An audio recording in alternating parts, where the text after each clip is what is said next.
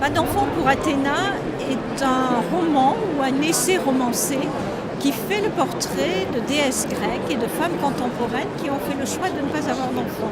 Les Grecs avaient déjà réfléchi à cette question de qu'est-ce qu'une femme, qu'est-ce que la maternité pour une femme, et on se rend compte que la moitié des déesses grecques à l'Olympe ont fait le choix de ne pas être mères. Personne ne leur demande des comptes sur leur choix de vie, ce qui n'est pas le cas pour les femmes contemporaines. Alors j'ai fait des portraits parallèles entre déesses grecques et femmes contemporaines.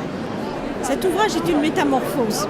Ça tombe bien puisque une grande partie du livre se passe à l'Olympe, chez les Grecs qui sont très habitués les dieux sont très habitués à se métamorphoser. En fait, je plaisante, mais c'était un essai au début. Et je voulais simplement montrer qui étaient les femmes qui ont fait ce choix de non-maternité. Et je voulais leur redorer le blason finalement en leur donnant comme reflet des déesses grecques. Et puis je me suis rendu compte, parce que j'aime écrire et que ma plume s'est un petit peu envolée, que j'ai mis de l'humour, je me suis rendu compte qu'on pouvait en faire un roman. Voilà, une métamorphose. Elisabeth Badinter m'a complètement soutenue dans l'idée, dans le lancement de ce livre. Elle a trouvé l'idée extrêmement audacieuse. Et elle qui est helléniste, ça lui a fait grand plaisir, mais surtout c'est elle qui défend le choix des femmes à construire leur vie par elles-mêmes, à être actrices de leur vie. Pas d'enfant pour Athéna tombe très bien dans le paysage actuel, puisque une étude de l'INED qui a duré depuis des années vient de sortir et a comptabilisé le nombre de Français qui faisaient le choix de non-maternité. Il y en a 5%. Mais surtout, ce livre s'inscrit tout à fait dans les réflexions actuelles sur l'identité, qu'est-ce que le masculin, qu'est-ce que le féminin, quels sont les rapports entre les hommes et les femmes, et surtout aussi qu'est-ce que avoir envie d'un enfant, puisque la question s'est posée pour des parents homosexuels, elle se pose pour des femmes qui ne veulent pas avoir de relation avec un homme.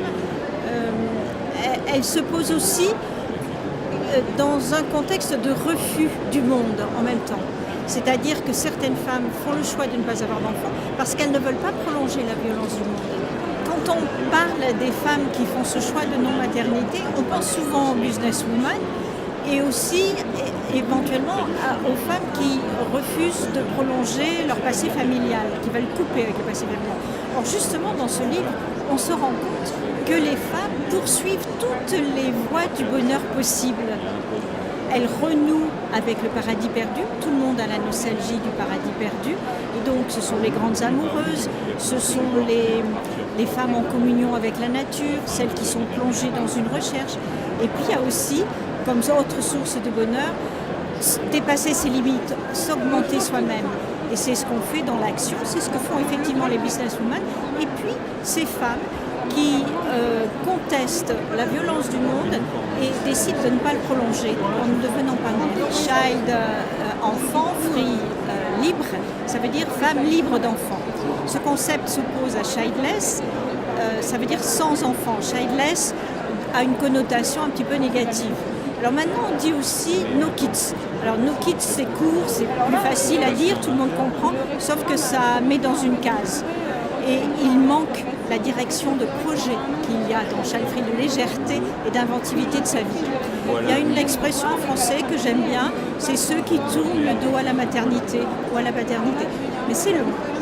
Et la question, en fait, le cœur de la question, il n'est pas de choisir ou non la maternité, mais il est de se choisir sa vie.